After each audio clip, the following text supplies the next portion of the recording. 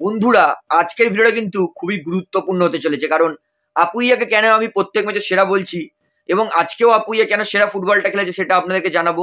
তার পাশাপাশি ভিশাল ক্যাথ, তাকে এইবার ভারতীয় দলের প্লেইং ইলেভেনে সুযোগ দেওয়া উচিত, তারও আপডেট দেওয়ার আছে। তার পাশাপাশি সাহাল আব্দুল সামাদের ইনজুরি আপডেট, ম্যাচ শেষে জুয়ান পেদ্রো বানালি নর্থ ইস্ট দলকে কি বকাবকি করছিলেন, কি বলেছিলেন সেটাও বলবো, এবং মলিনা মোহনবাগান দলে এসে কি বদলটা করেছে সমস্তটা কিন্তু আপনাদের জানানোর আছে। তাই অনুরোধ করে রাখছি শেষ পর্যন্ত দেখবেন, এবং যারা চ্যানেল নতুন আছেন সকলকে এক অনুরোধ করে রাখবো, যেহেতু এখানে আপনারা খেলার সমস্ত রকম আপডেটস পেয়ে যাবেন, তারা অবশ্যই পাবলিক ভিউ কলকাতা চ্যানেলটিকে সাবস্ক্রাইব করে বেল আইকন প্রেস করে অল করে রাখবেন। তাহলে বন্ধুরা, সবার প্রথমে বলি, ম্যাচের শেষে North East United FC head coach Juan Pedro Benali তিনি দলটাকে কি বকাবকি করছিলেন। আমরা সবাই দেখেছি ম্যাচের শেষে জুয়ান পেদ্রো বানালি মাঠের মধ্যেই হাডেল করে সমস্ত প্লেয়ারদেরকে বকাবকি করছিলেন। ম্যাচ শেষে যখন জুয়ান পেদ্রো বানালিকে এটা নিয়ে জিজ্ঞেস করা হয়, জুয়ান পেদ্রো বানালি বলে, আমি হাসছিলাম যে আমার দল কিভাবে এরকম স্কুল বয় এররগুলো করলো। আমি আমার দলকে বলে দিয়েছিলাম যে মানবীর লিস্টন তারা কিন্তু দুই সাইড দিয়ে শট করে, ওরা দেখার পরেও ওরা দোনোমোনো মাইন্ডে পড়ে গেছে যে মানবীর যে শটটা করে সেটা ব্লক করবো কিনা। তোমাকে এত ভাবার দরকার নেই, তুমি ব্লক করে দাও। মানবীর ওই জায়গাটা ব্লক করলে মানবীর গোল করতে পারতো না, লিস্টনকেও ব্লক করা উচিত ছিল অনেক আগে। এই দুটো বড় মিস্টেকের জন্য আমরা যে গোল খেয়েছি, আমি সেটাই আমার দলকে বোঝাচ্ছিলাম যে এরকম করে খেললে আমরা কোনোদিন ভালো জায়গায় পৌঁছাতে পারবো না। তোমরা নিজেকে জিজ্ঞেস করো যে আমরা আরো বেটার করতে পারি কি না। আমরা অনেক বেটার দল, আমরা অনেক বেটার ফুটবল খেলছি, এরকম মিস্টেক করলে কিন্তু আমাদের চলবে না। অর্থাৎ ম্যাচের শেষে কিন্তু এটাই হাডেলে বলছিলেন জুয়ান পেদ্রো বানালি, যেটা ম্যাচের শেষে কিন্তু তিনি নিজেই জানিয়েছেন। তো বন্ধুরা, এইবারে বলি সাহাল আব্দুল সামাদের ইনজুরিটা কি। ম্যাচের পর আমরা দেখেছি সাহাল আব্দুল সামাদকে স্ট্রেচারে করে নিয়ে যাওয়া হচ্ছিল, তবে বলে রাখি ঘাবড়ানোর কোনো কথা নেই। সাহাল আব্দুল সামাদের সেরকম কোনো ইনজুরি নেই, সামান্য সিন বোনের উপরের দিকটা একটু লেগেছে খালি, তাছাড়া কোনো চিন্তার কারণ নেই। সাহাল আব্দুল সামাদ পুরোপুরি ফিট আছে। যারা আমাকে মেসেজ করেছেন দাদা সাহাল আব্দুল সামাদের আপডেটটা দিন, সাহাল পুরোপুরি ফিট আছে, কোনো ওয়ারির কোনো কারণে নেই। এইবারে আপনাদেরকে বলি আমি আপুইয়াকে কেন সেরা ফুটবলার বলছি। আজকের আপুইয়া ডান দিক বাঁ দিক দুদিকেই মোহনবাগানের ডিফেন্সে সাহায্য করছে, ইভেন মাঝখানেও যখন বল গেছে বাঁ দিকে তখন আপুইয়া সাহায্য করতে গেছে আশিক কুরুনিয়ানের, আপনারা ছবিতে দেখতেই পাচ্ছেন। আর যখন সেন্ট্রালে ছিল তখন আপুইয়া নিজে দায়িত্ব নিয়ে ব্লক করেছেন, বল স্ন্যাচ করেছেন, এবং যখন বল ডান দিকে গেছে মানে আলাদিনের কাছে, তখন আশিস রায়ের হেল্প করতে চলে গেছে আপুইয়া। অর্থাৎ বলতেই পারি আপুইয়া হচ্ছে মোহনবাগানের মাঝমাঠে সব জায়গায় ফুটবলটা খেলছে। ডিফেন্সে আপুইয়া মোহনবাগানের যা সাহায্য করছে, পিলার বলবো, পিলার।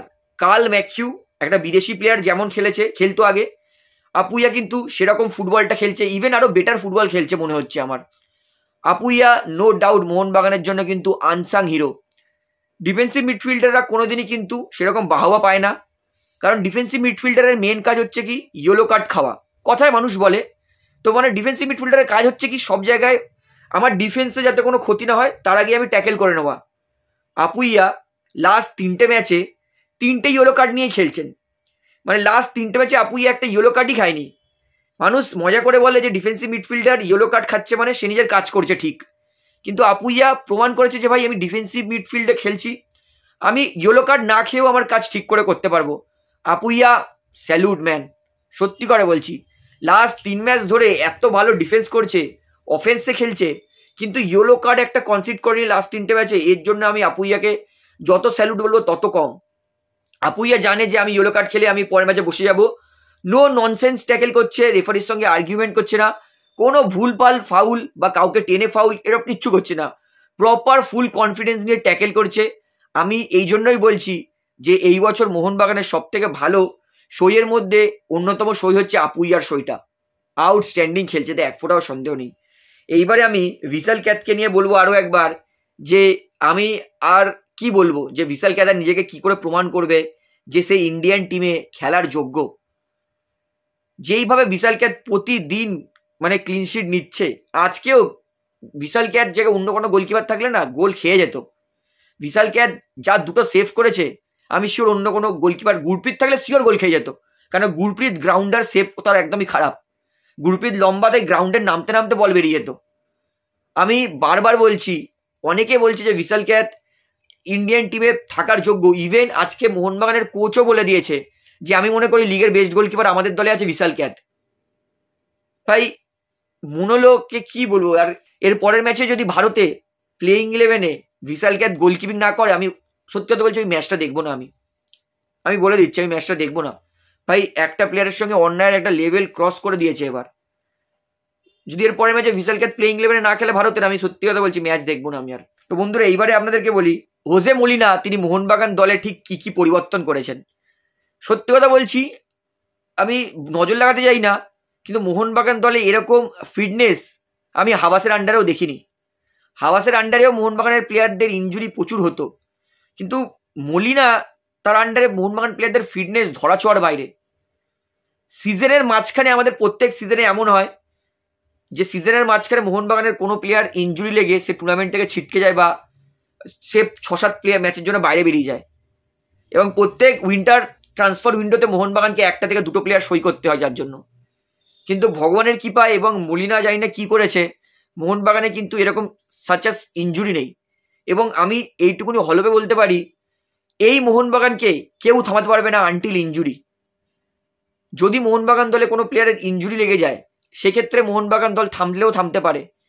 তাছাড়া মোহনবাগান দলকে আমি মনে করি এই মুহূর্তে থামানোর মতো কোনো দল নেই। হ্যাঁ আছে, এটা পুরো বলবো না, কিছু কিছু দল আছে, কিন্তু মোহনবাগান যা খেলেছে, যা ডিসিপ্লিন মেনটেন করছে, প্রত্যেক কটা প্লেয়ার নিজের দায়িত্ব বোঝে। প্রত্যেক কটা প্লেয়ার, আশিক কুরুনিয়ান 1 বছর পর ফুটবল খেলেছে ভাই, এই খেলা কেউ দেখে বলবে না যে 1 বছর পর, তাও আবার নর্থ ইস্ট যারা 21টা গোল করেছে 10টা ম্যাচে, তাদের বিরুদ্ধে আশিক কুরুনিয়ান এই পারফরমেন্স করেছে। আশিক ডিফেন্সে লেফট ব্যাক অনেক বছর আগে খেলেছে, 2019-এ লাস্ট লেফট ব্যাকে খেলেছে আশিক কুরুনিয়ান, প্রায় 5 বছর পর আজকে লেফট ব্যাকে খেলেছে আশিক কুরুনিয়ান। মলিনা মনে হয় কিছু একটা মানুষের খেলোয়াড়দের মাথায় মন্ত্র ফুঁকছে বা কোনো একটা জাদুটোনা করছে যে প্লেয়াররা এত ক্ল্যারিটি, প্লেয়ারদের এতটা ক্ল্যারিটি। ভাই দীপেন্দু বিশ্বাসের ক্ল্যারিটি কি, দীপেন্দু জানে কোনো ফরওয়ার্ড দেখতে না পেলেই বা পাসে সামান্য হেজিটেট করলে ব্যাক পাস দিচ্ছে বিশাল ক্যাথকে, ডায়াগোনাল পাস দিচ্ছে, এবং দরকারে কিন্তু দীপেন্দু ফরওয়ার্ড পাসও দিচ্ছে। আপুইয়া ডিফেন্সিভ মিডফিল্ড সাহায্য করছে কাকে, লেফট ব্যাক, রাইট ব্যাক এবং সেন্ট্রালিও বল আটকাচ্ছে। এত ক্লিয়ার মাইন্ডেড লিস্টন মানভীর মনে হয় গাড়ির ইঞ্জিন ভাই, মনে হচ্ছে কোনো বড় সড়ো ফর্মুলা 1-এর ইঞ্জিন লাগানো আছে মানভীর লিস্টনের।